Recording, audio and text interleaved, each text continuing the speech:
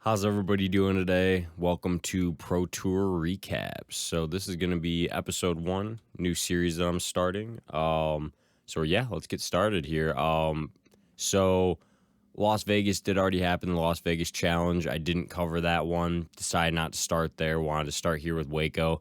Las Vegas is just kind of one of those tournaments that I think is very specialized. It's got a lot of long shots. It favors a certain type of player. Not to discredit Drew's win. I think it was already a huge win, and I'm excited to see where he goes this season. But I want to see him on some other courses before I, go too far with it.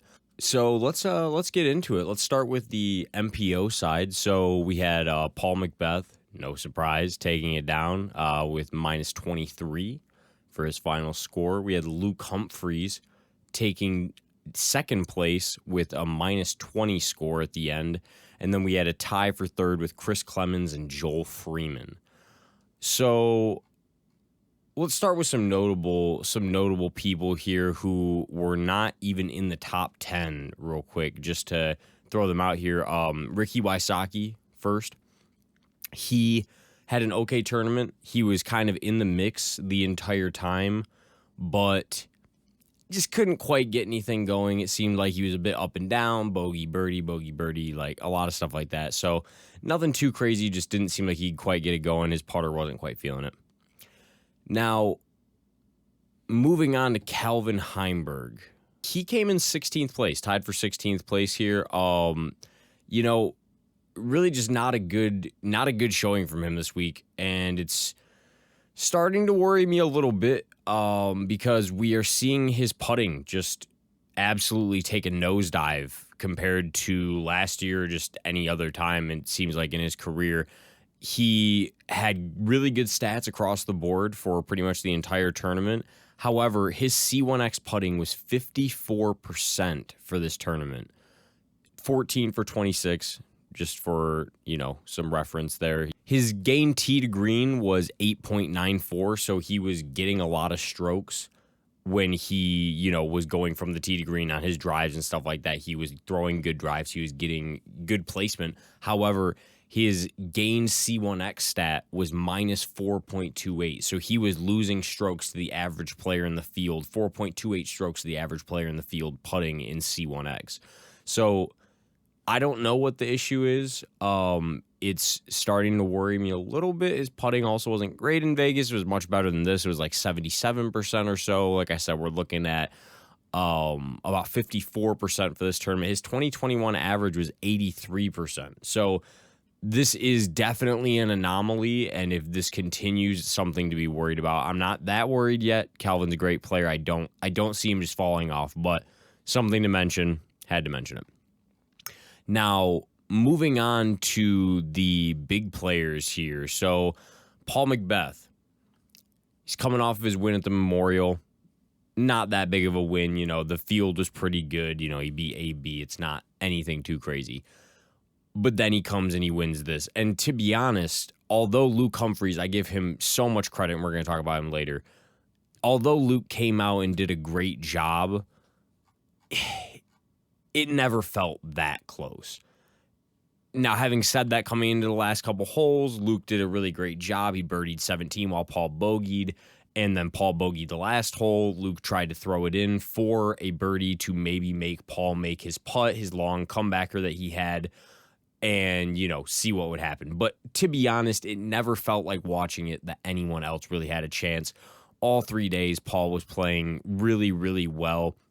Just to break down his stats a little bit and to compare it to what we were talking about with Calvin, he was 5th in C1X putting at 91% for this tournament. So like 40% difference between him and Calvin there. He was 4th gain tee to green, really good. Only 4 OBs the entire weekend, also extremely good. Pretty much all of his stats across the board were great except for C2 putting. It seemed like that was actually something consistently this week that the top players were not doing well, actually. Both Paul and Luke Humphreys both putted pretty poorly from C2, but we'll talk about later with the weather. I think that was why. So going into round one, Paul and Luke both shoot -8, both tie for the hot round with Nick Carl. Round one did not have very good weather. It was pretty cold. It was pretty windy. Scoring wasn't, that great compared to other days. But yeah, it was just kind of, great start for both Luke and for Paul. Round 2, Paul shoots a -9. He's second to the hot round. Hot round that round was Chris Dickerson at -11. Great weather this day. Scoring weather. Surprisingly, less people scoring as much as you would think they would, if that makes sense. People weren't scoring as well as you would think with how good the weather was. There was some wind, but it was pretty nice overall. And like I said, Paul shoots a -9. Luke keeps pace almost completely with a -8 to follow up his first day. So really impressive from Luke on that. Going into round 3, best temperature-wise day for the weather, but extremely windy. You could see the flags on all of the baskets whipping back and forth, extremely, extremely windy. Paul came out and shot a -6. Luke came out and shot a -4. Could have probably been a -6, to be honest. Like I said, he went for it on the last hole to try and make it interesting with Paul. Just didn't get it. Not really even very close. He had good height on it, but other than that, not particularly close. Like I said, it really felt like a pretty routine win for Paul. This felt like Paul coming back and proving to everyone, hey, I work harder than all of you guys during the offseason. That's what it told me. I feel like Paul often starts his seasons out really strong, and I think it's because he works harder than almost anyone in the offseason and because he's insanely talented, of course. But I think this is a trend, and it'll continue to happen, where Paul comes out really strong and usually continues to be strong, but he comes out really strong every year, it seems like. And no different here. Moving on to Luke a bit more, I'd really like to just talk about how much he impressed me. So he tied Paul in C1X putting at 91%. Fantastic for the weekend. Didn't do great from C2, but like I said, that was really not a factor this weekend. I think mostly because of the wind. C2 putting this weekend was kind of a crapshoot, and the people who were going for it were often being punished more. And you could see that even though Paul and Luke did not do well from C2, they both only had 4 OBs for the entire tournament, which probably tells you maybe why. So having said that, Luke did pretty much great in all of his stats. Like I said, he tied Paul in C1X putting, and he was doing great in everything except for C2. In his first round, like I said, he tied Paul with a -9. Then he stayed on pace with a -8, just falling off 1 to Paul. And then his last round, he got a -4. But that could have been a -6. He tried to run it. I really just want to say how impressed I am with Luke, because coming out of Las Vegas, he took 4th place, tied for 4th place there. And, like I said, Las Vegas can kind of be taken with a grain of salt a lot of the time. But he really showed me something here, because one, now 2 times is less of a coincidence. It would be much less likely for this to be a coincidence. It seems like he's really coming out and is showing us something this year. And also the way he battled with Paul down the stretch. I mean, he battled the whole way with Paul and actually outplayed him on the last couple of holes. And if Paul hadn't had multiple strokes to play with, Luke could have come out the champion. Luke played 17 really, really well, and Paul did not. And then Luke also played 18. He played it well. He played it fine. Like I said, he had to go for it, so it's kind of odd. It's kind of hard to play it well in that case unless you just make it. But all that to say, Luke is doing a great job this year so far. I'm excited to see how much he seems like he's progressed, because I kind of thought he was going down that route of, not taking the pro side as seriously, not taking competing as seriously, looking more toward GK Pro skins and doing that type of stuff, and that's where he makes his money. But it seems like he is really committed to putting in the practice and coming out and trying to do a great job, and that's really awesome for me. I'm excited to see what else he does this year. He doesn't have the craziest distance, but man, the guy can put it accurately, and he can putt, and he's got ice in his veins, to be honest. He came out and he double bogeyed the first hole and then bogeyed the second hole, and then comes out and just starts ripping birdies. Like 9 out of the next 15 holes he birdies. And the only reason he did poorly on the last one, he probably would have parred it, is because he went for it. So, he did a great job, and I'm very impressed. Other than that, not too many people were really chasing Paul. He had Chris Dickerson come in there for a minute, and he was doing okay, but he really blew up on 17. Pretty much ruined his chances on 17. And then, yeah, and also real quick, shout out to Kale LaVisca, who came out and believe he ended up being 5th at this tournament, which is pretty good after not cashing at Vegas. It was a good comeback for him, so good for him. On the FPO side, we are looking at first place, Valerie Mandujano. Second place, Kristen Tatar. And third place, Katrina Allen. So a lot of really interesting storylines to come out of this particular tournament here at WACO, because we had a lot of just crazy stuff happen, to be honest. So we saw Evelina Salonen. She did not do very well. She did not do what we thought she was going to do after round 2, which was just pretty much come out and just wipe the floor with everybody.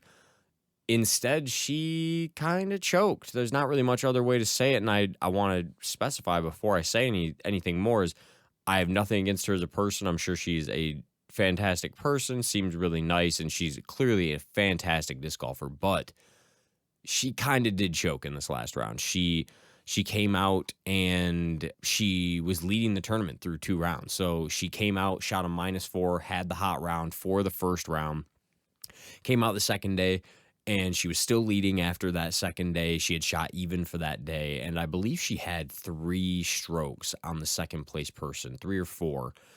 And then on round 3, she really came out and just had quite a day. She shot +5 on the last round, and with pretty in-between scoring conditions. I don't think that the weather was harsh enough to really be able to excuse the +5. And this is not new. This is not new for Evelina.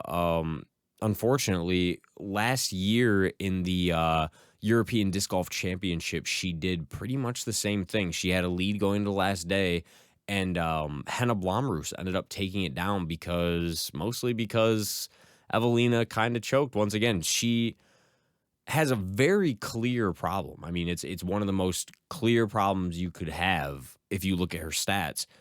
Her C1X putting is atrocious. There's no other way to say it. For this tournament, her C1X putting was 17%. 5 for 29 on C1X putts. That put her 47th out of 47 in the tournament. There were 47 people. She was the worst C1X putter at the entire tournament. And it makes it even worse when you look at all of her other stats. First place in almost everything else for the tournament. C1 in regulation. She's putting it in C1 in regulation. She's putting it in C2 in regulation, first in the tournament. Scramble and park percentage, also both first in the tournament. She is doing everything at an elite level, probably better than almost anyone else in the FPO division, except for putting. And it's destroying her game. It has destroyed her game. Because, you know, if you can't make a putt, what are you going to do? You have to be able to put it into the basket at the end of the day. We all know this. Anyone who disc golfs, you know, you can have the greatest drive ever. You can put it to 10 feet, and if you don't put it in the basket, it doesn't matter. And to be honest, C1X only counts between 3.3 meters and 10 meters. And I wouldn't be shocked if there were a couple putts in there that she missed that were less than that 3.3 meters, which is like 11 feet or so. She has been doinking them from even closer than that. It's really getting to the point where it's hard to know what she can even do about it. And it's hard to know what the problem is. People have been saying she has the yips. That would make sense. I really don't even know. I don't know what the issue is, but she needs to figure it out if she wants to continue to be elite, because she clearly has all of the skills to be elite. Clearly. It's not even a question. She clearly does. She's a great thrower of the disc. It's amazing to watch. She has so much power. Moving on to the winner, Valerie Mandujano, played just superb golf, to be honest. And especially in the third round. I mean, she played unbelievable in the third round. For the tournament, she's first in scramble rate. She only had 4 OBs for the entire tournament. She was second gained in tee to green. So, you know, she's getting it to the green in regulation most of the time. She's getting it to a spot where she can get it in. And then she was 7th in C1X putting, 73%. So, not crazy, but definitely very, very good, very elite, and top 10 in all other major stats. What she did is she put together a consistent game this weekend, and that's really what you need to do because there were a lot of varying conditions out there. She put together a pretty consistent set of rounds that was able to help her take this down. For the first round, she shot a +1. That put her at about third place. She was tied with Own, and she was just behind Evelina and Paige. Round 2, she shoots a great -3. That was the hot round, tied with literally 8 other people. Ton of people shot that same thing. And round 3, she shot a -7, which was the second best round that day, only behind Kat, who really didn't have much pressure on her that day. She wasn't really in contention, even though she played well. She was never really in contention. She had a couple of hiccups early. Valerie did. She had a couple of bogeys, but down the stretch, she really was just playing out of her mind, to be honest. She had a shot on 17 upshot that had a low ceiling. It had a bit of a gap. It wasn't quite a gap, but it was definitely an area that she had to hit in a proper area. She had to have the perfect amount of speed on it, the perfect amount of turn, just everything. She was going to a really small cutoff green from a really cutoff position, and she basically had to throw a straight to turn to hyzer back type shot. It was very accurate. It was very, very satisfying to watch, and pretty much it sealed her tournament. That was pretty much the shot that won it. Kristen wasn't able to get hers up and down after a bad tee shot, and Valerie could pretty much just coast to a win here. Getting to Kristen, she also played very well. Round 1, she shot a +2, which was tied for 4th. Round 2, shot a -3, which was once again tied for the hot round. And round 3, shot a -4, which is still really good. She played fantastic up until 17. She did have a little bugaboo on 14. She had a bogey on 14, but 17 was really what killed her. She had a double bogey on 17, and that pretty much took her out of it. Like I said, Valerie got hers up and down for birdie. It was pretty much over at that point, and there were just too many strokes to be made up. What does this mean for Valerie Mandujano? A lot. It means a lot. They were talking about it on coverage. She only had A-tier wins up until this point. This is her first Pro Tour win, and that's huge. Even though WACO is notoriously a place where a lot of different people win, it's still very big for her, and I think this is something that is a precursor for what's to come for Valerie. She seems like the type of player who's very motivated. She just got a new contract with DD. And I think we're going to be seeing a lot of her, to be honest. I think we're going to be seeing a lot of this girl coming down the line here, within the next couple of years for sure. Obviously, we'll be seeing her now, but I think she'll really come into her own here in the next couple of years. And yeah, I was just overall very impressed with how composed she was down the stretch, starting off with a couple of bad holes there on 2 and 4, and to come back and just birdie all over the course is just wild. And she really did a great job. I'm curious to see where we see her this year. Who knows? Maybe she will circumvent my timeline and she will get really, really good, really, really fast. So I really hope she does because she is really fun to watch. So that was the 2022 WACO Pro Tour recap. Thank you for watching. I appreciate it. Hope all of you guys have a great day, and go team.